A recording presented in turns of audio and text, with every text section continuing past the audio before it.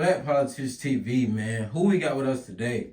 We got Carolina Prince. I usually go by Prince, but my little re-establishment is Carolina Prince. So we got Carolina Prince with us today, man. So we gonna start with the beginning, because I like to start with the beginning with my artists and people that's new to the channel. So Carolina Prince, let's start from Brian. How you doing today? I'm a little lit. I'm a little tipsy, feeling it, all that. So we're gonna start from childhood. Can you tell us where you're from? Well, where I'm from is kind of complicated because I remember as my youngest age being in Fairmont. We moved to Lumberton when I was like elementary school, but I did elementary school in Fairmont. I just say, when people ask me, I say I'm from Fairmont and Lumberton. There's no distinction for me because I was back and forth pretty much. So do you got any siblings? I have 3 siblings. I have 2 sisters and 1 brother. Facts. What are your brothers and sisters' names? Well, I don't know if I should put out names for real, but people know my brother as Quan. They know my sister as Dede. And my other sister, Isha, from my dad. We got different moms but the same dad. Facts. So just tell us a little about like your childhood. Like, was you a privileged child? Like, where did you grow up? Like, can you give us a little background on where you grew up? So I grew up pretty much Fairmont, Red Springs, Lumberton. I moved to Fayetteville when I was in high school. Well, we moved to Fayetteville when we were in high school.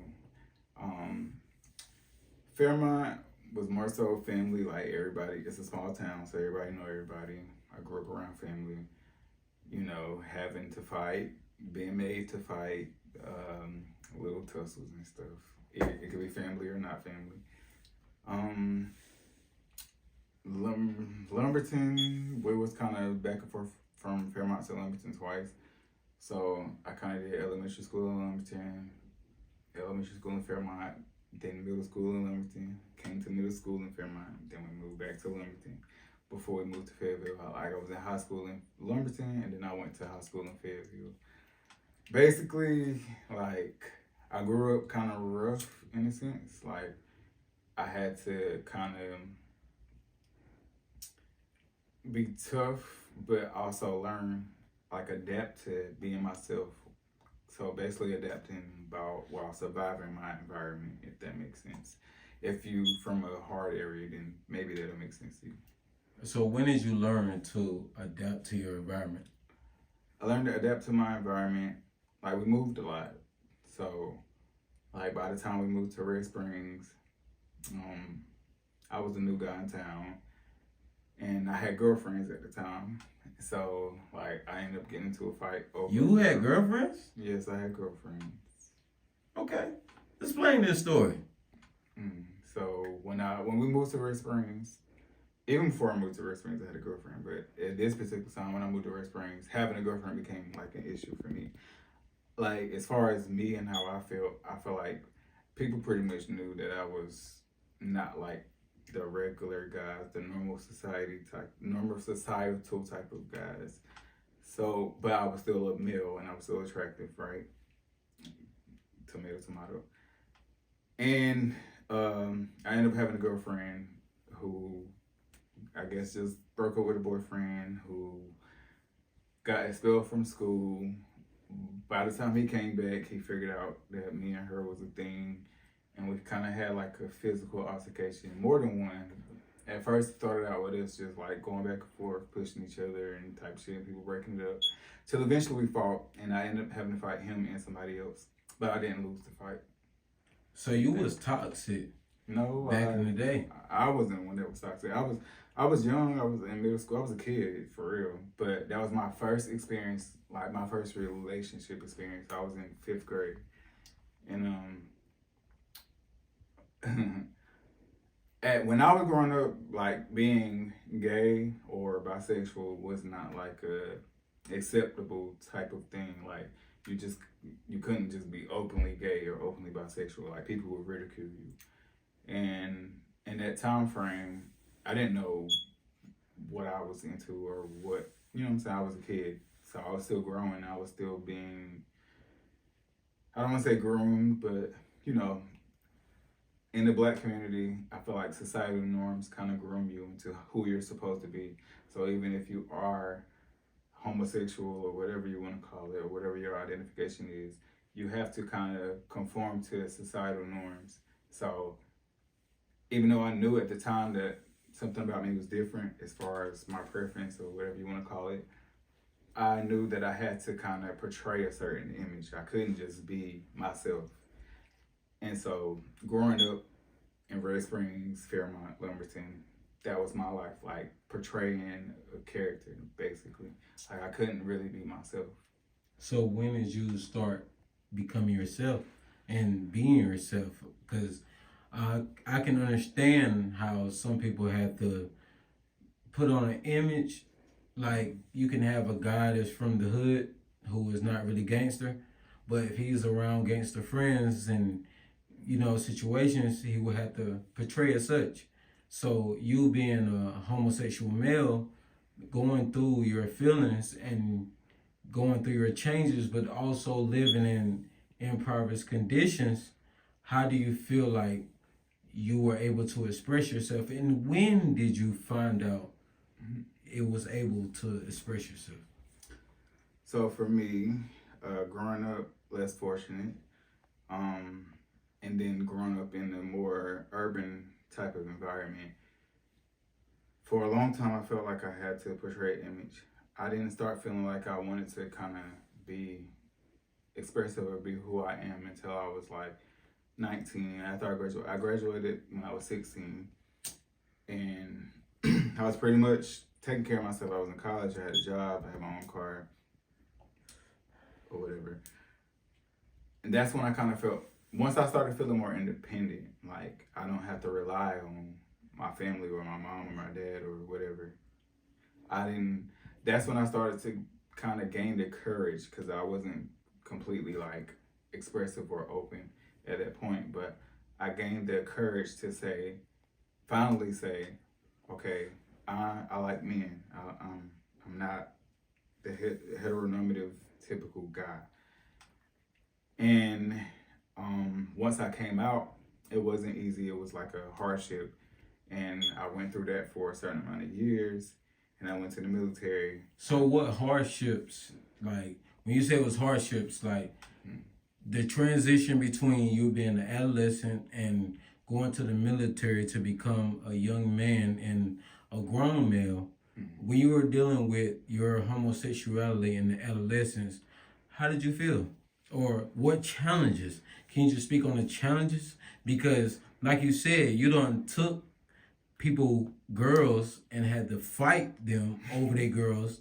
And now you're saying that you're only interested in men.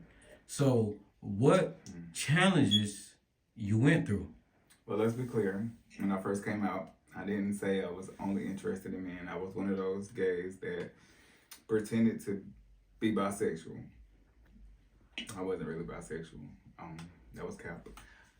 But some of the hardships I went through was more so like, growing up, you have siblings, you have cousins. Y'all get into arguments, y'all say insulting things. And just like I said insulting things to them, they said insulting things to me. And what would hit home for me was to call me a faggot, or to say I was gay, or to say I was feminine. I'm not sure if those words are appropriate for monetization. But those things is what kind of made it hard for me, because in my mind, I knew, well, they didn't lie, and I'm not like my cousins. I'm not like my brothers. And I want to say brothers because I only have one biological brother, but some of my cousins are like brothers to me, so I say brothers. But I wasn't like them. So even outside of family, like even in school, I get to arguments, like people would say, oh, you faggot, or, I'm sorry if I'm not supposed to say that word. But that was the terminology then, like that was a slur. So even though I didn't identify as that, and I may not have even been having sex yet, like that was an attack on me. And so it affected me mentally and emotionally. And it's a trauma, your trauma follows you throughout your life. So sorry to interrupt you, but why I should let you know it's not trauma, because people live fake lives throughout their life. Some people are not gangster, but they may be gangster. Some people don't want to be a teacher, but they're a teacher. Some people don't want to make music, but they make music based off the image that people already look at them upon. Associate. So when you accept yourself as homosexual and gay, and you accepted the ridicule early, do you know that you have found yourself at an early age before people have found themselves? Absolutely. Like even joining the military, like when I came out, it wasn't a popular thing to come out. It wasn't no social media platform or anything like that for somebody to come out. Like you had to come out to your family. So you speaking on the military, like how was that coming out gay in the military? Like did people beat you up, or like did you like not get invited some places? Like we need that insight. Like you got to tell us. Well, for me in the military, it wasn't as much as, first of all, nobody beat me up. I heard you got beat up. Okay, but not saying that I can't be beat or nothing like that, but that wasn't my experience. As far as like social circles, I don't really know because I didn't care for no social circles. I was more of an introvert.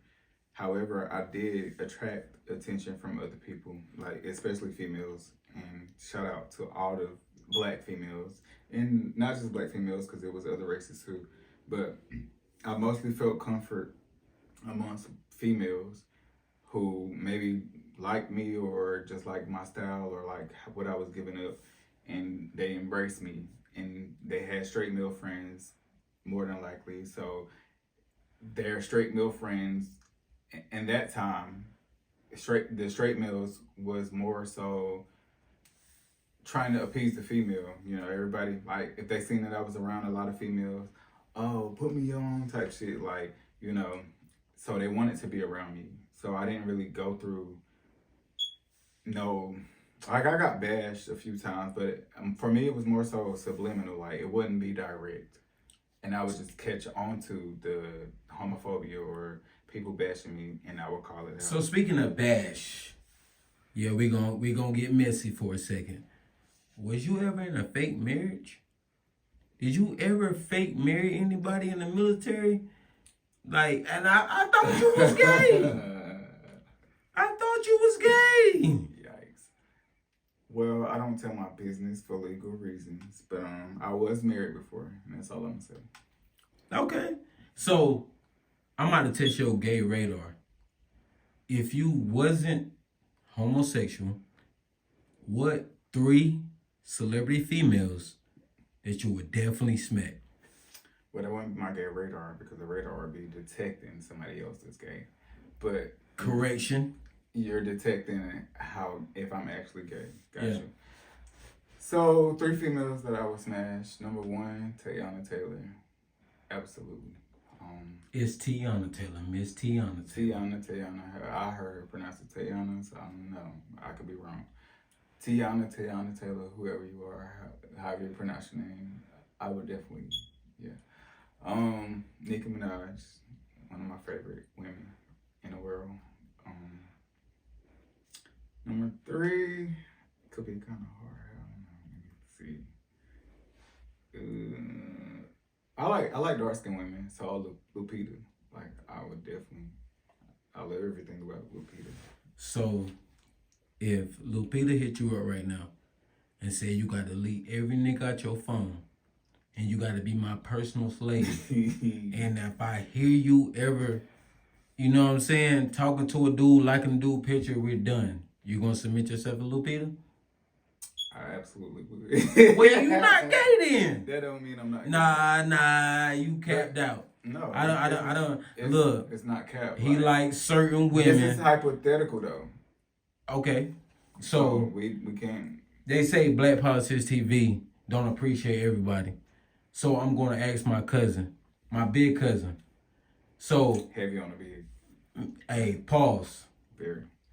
Pause. Double pause. Yeah. So triple pause. If you wanted to date your top 3 men, in the industry that you felt like was homosexual. Don't try to come at no straight men and have everybody in my comments. If you felt like a guy was homosexual or speak for homosexual celebrities, men, who would you come at? Well, first of all, there's no homosexual male in the straight community or in the industry that I even think about in that way. We got Frank Ocean. He's not heterosexual. Not homosexual, heterosexual. Pardon me. There's no heterosexual men in the industry that I lust after. Y'all are not that special. Don't flatter yourself. That's number one. Number two. Lil Nas X is very attractive to me. You're just trying to get a feature. No. Why is Lil Nas X? I don't even know why I'm even having this conversation with you, but I'm just asking. Why is Lil Nas X attractive to you? You just want a feature. Stop the cap. Well, I like Lil Nas X physically as far as attraction. I wouldn't even go there because he's like a lot younger than me. But for one, his physical physique, he's very in shape. He has abs. He has big lips. And that's one of my, like, the first things I look at. I don't want nobody that don't have lips. And he has full lips. I like that about him. And also, I mean, he's very bold to me. I like a bold type of guy. Speaking of bold, I heard that in a lot of homosexual relationships, y'all have a lot of fighting going on. So if you and Lil Nas X was getting a fight, who you think gonna win? Or you just gonna let him win because he got the bag? I would never let nobody just beat me up for one. Cap, I seen the smile, Cap. There's no cap. Who done beat you up, cuz? Let me know, because who done beat you up? I mean, I have my losses and I have my wins. But as far as letting somebody win because they got a bag, I'm sorry. If you put your hands on me, then I'm going to defend myself every time.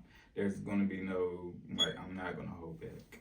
So, and just, I feel like that's how anybody should be. There's no reason for me to put my hands on you, whether we have a disagreement or not. For me, as long as you don't put your hands on me, I'm not going to put my hands on you. So, cuz, if a male was out here looking at this interview and just like, I don't know how to please this guy. Like, he's angry, he want to beat me up, he want to fight, he want to stab. How could another homosexual male come at you? Like, what's your favorite date? Or what's your ideal DM? Like, how could somebody impress you to make you feel like I'm going to choose them? Well, I don't have an ideal DM. I grew up I'm a 90s baby. So I grew up before social media was a thing. For me, like, so app dating and, you know, all that, it's a little iffy and weird or whatever. To me, my ideal date or type of guy is somebody who's bold enough to walk up to me personally in physical existence and say, I like you, or I'm attracted to you, I want your number, etc.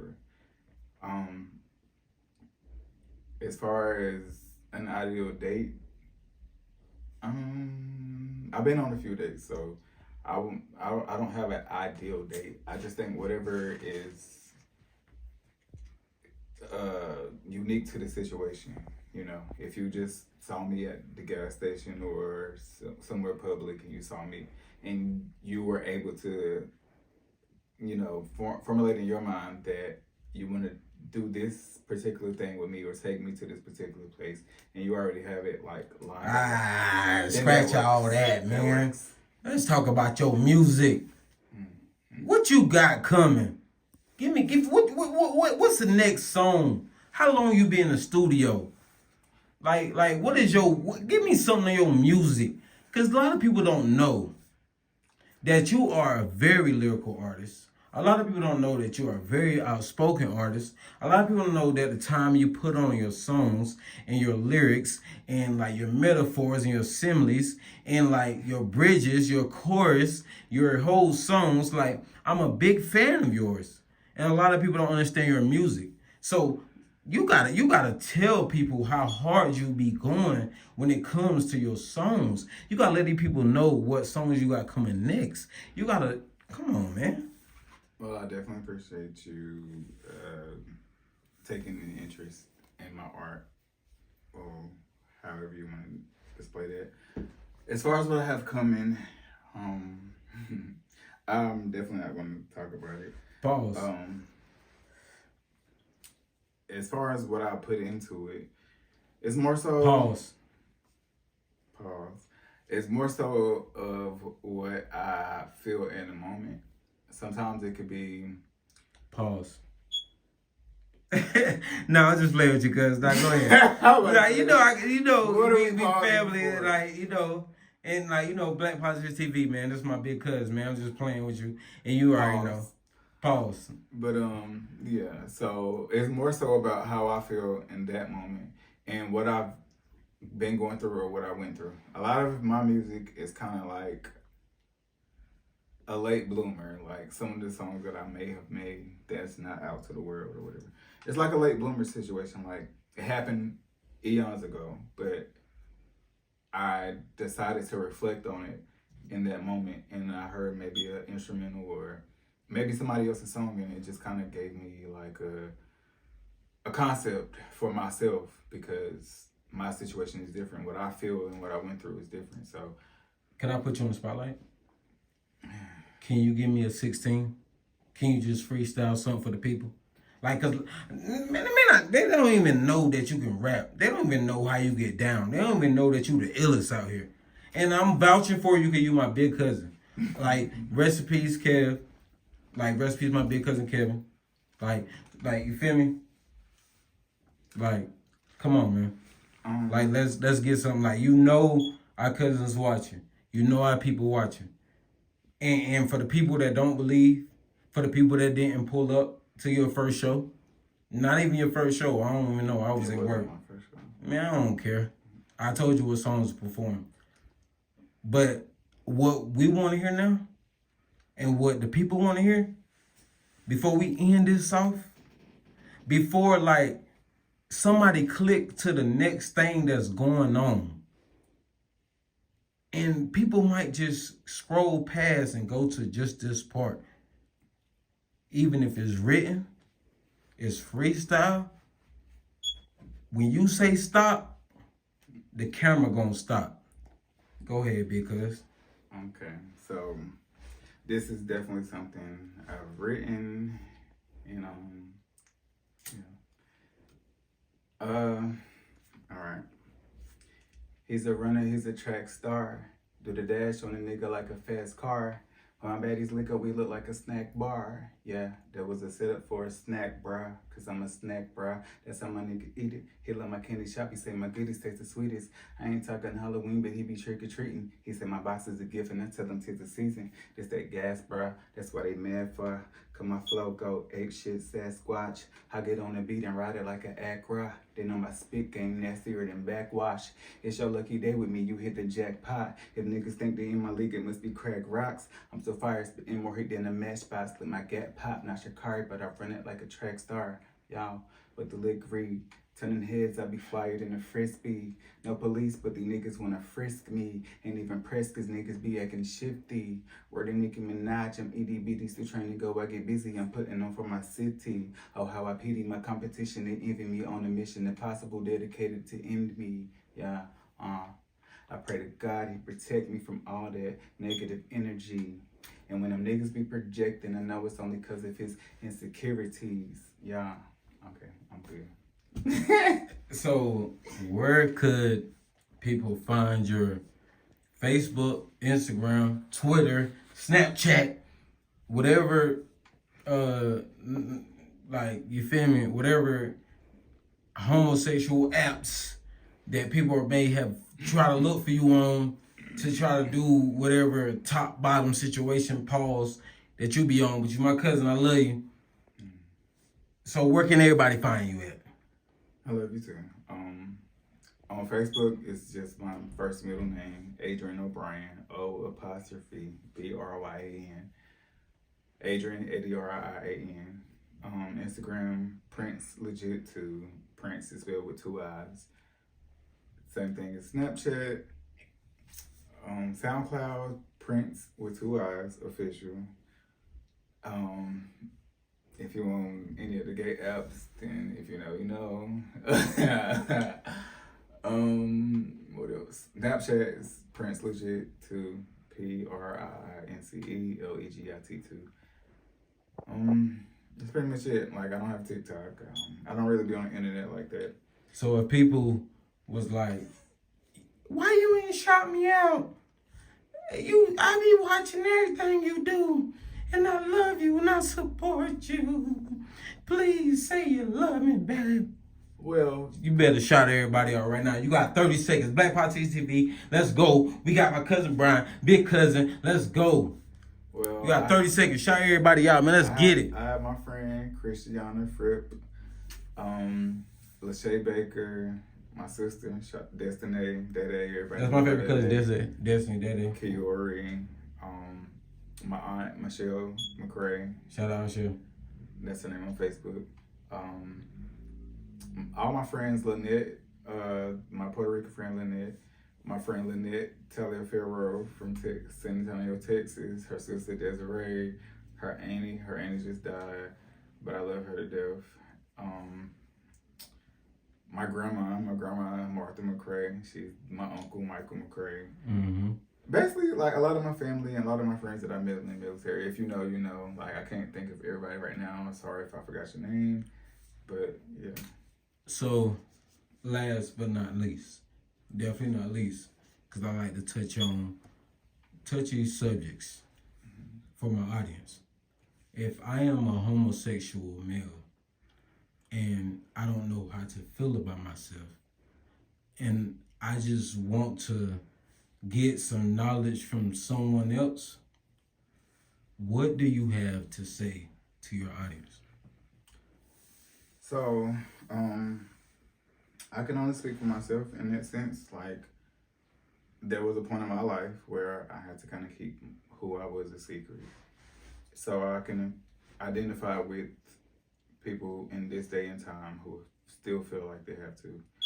I would say if you are ready to be completely independent, because growing up, if you grew up like me, you didn't have it like that, and you weren't like in a financially rich situation. If it makes you feel better, get to a point where you know you can take care of yourself. Because if people decide to turn their back on you and ridicule you, at least you have something to fall back on, and that something will be you. Get acquainted with people who are open about who they are, whether they're feminine, trans, or anything, because those are the people who will advocate for you. Those are the people who will be there for you, who will be on your side, who will actually probably even help you. I have a transgender friend, Deidre Reed. I'll never forget her. We met in Korea. If I don't ask, but if I was to complain about a situation that I'm going through, and it could be a financial situation or not be, that particular friend will send me money, and a substantial amount of money without a question. And I would question it maybe, but that's the person who's there for me in that way. And whatever I've done for that person, just being myself and supporting that person, you know, because I'm not trans, but I accepted my friend for being a transgender person. Whatever I did, no, let me finish. Whatever I did showed that person who I was genuinely to them and what my character was. And we've been as friends 5+ years. Most of my friends I met in the military, we have substantial amount of years as far as our relationship. 5 years, 10 years, 9 years, whatever. It's been because of me being myself and accepting the people for who they are. I don't judge nobody. I don't judge straight, gay, trans, or whatever. You know, we all have our differences. We all have things that we don't do the same. However, I don't have to ridicule you or degrade you for who you are. At the end of the day, we all have to coexist in this world, and we all have to kind of accept each other and help each other and be there for each other. If I plan to keep you as a person who is substantial in my life, who I feel like is important, that I'm going to always care for or love or whatever you want to call it, I have to understand and accept the fact that we are all different. We are not all the same. What we believe in is not the same. How we feel is not the same. But I don't have to tear you down because I don't want to do what you do. That's what I want to say. Black Politicianz TV, man. Hey, cuz I feel like you've been asking me enough questions. I only thing I want you to do, cause like I feel it one more time. Pause. Can you just give us a little 6-8 bars, little bit more? Pause. Okay, wait a minute, hold up. I'm hotter than the sizzle, I'm popping like a soda. Niggas be on my dizzle for shizzle, so I go nuts. And just like an abrasion, I'ma cut up. They be trying to compete with me, I be wishing them luck. Niggas be weak to me, call them Tweedledee niggas dumb.